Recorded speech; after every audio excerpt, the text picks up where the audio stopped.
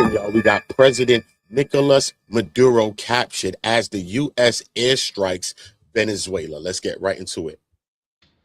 Caracas shook early Saturday as explosions and low-flying aircraft were reported across the city. Venezuelan troops are patrolling the streets. As reports suggest, the defense minister's residence may have been targeted. Residents described the ground trembling, smoke rising near military areas, and sudden power outages in southern Caracas. Many rushed into the streets, fearing further attacks in the capital. The blasts follow U.S. military activity in the Caribbean. President Donald Trump recently destroyed a docking area used by alleged Venezuelan drug boats and has deployed a naval task force, sparking concerns over possible land strikes.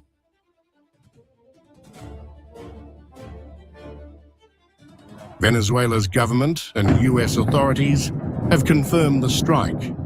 State TV continued regular programming, leaving citizens and international observers uncertain about the scale and source of the attacks. Heightened troop activity and unexplained explosions signal a tense standoff. Analysts warn the situation could destabilize the region, and Caracas remains on edge as the crisis continues to unfold.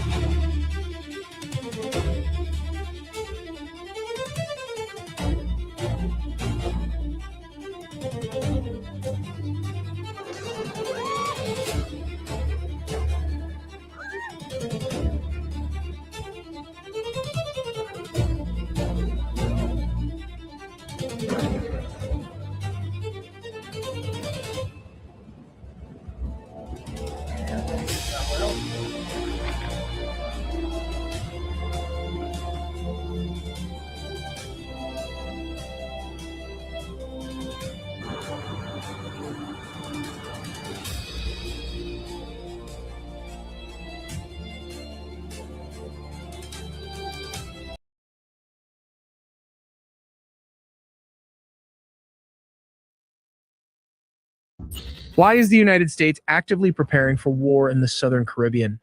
To answer that, we have to look at the massive reactivation of Cold War infrastructure that has been dormant for decades.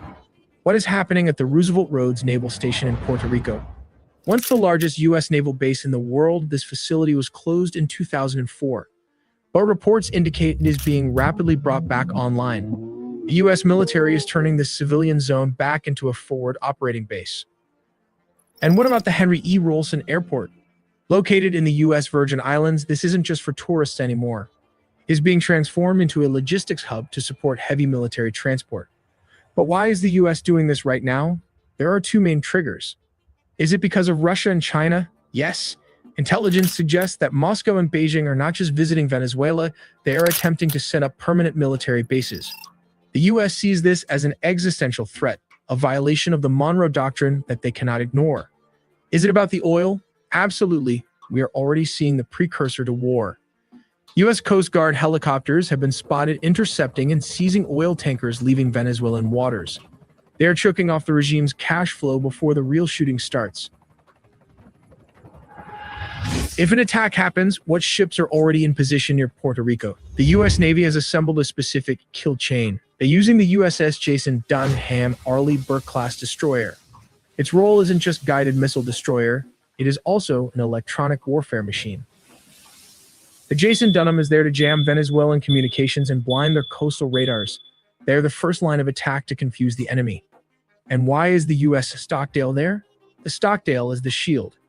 Equipped with advanced Aegis missile defense systems, its job is to shoot down any anti-ship missiles Venezuela fires back at the fleet. But how do we know this is an invasion and not just a blockade? Because of the USS Iwo Jima. It is a massive amphibious assault ship. You don't bring the ship unless you plan to put boots on the ground. It is designed to launch waves of Marines onto a hostile beach. But the US isn't just attacking from the north. They are using the island nation of Trinidad and Tobago to close the back door.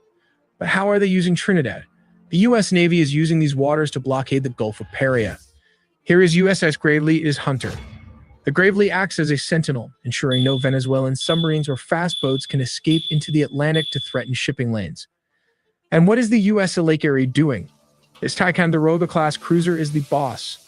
It serves as the air defense commander for the entire operation, coordinating the movements of every ship and plane from its high-tech command center. But ships are slow, so how will the US deliver the first strike? This is where the air power comes in. The B-52 Strata Fortresses won't even land in the Caribbean.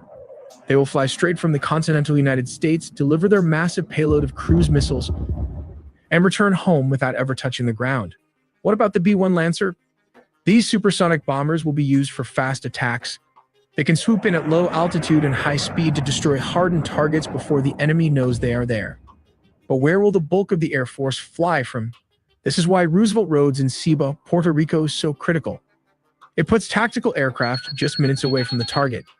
The MQ-9 Reapers will loiter over Venezuela for hours, tracking mobile missile launchers and taking them out with Hellfire missiles the moment they move.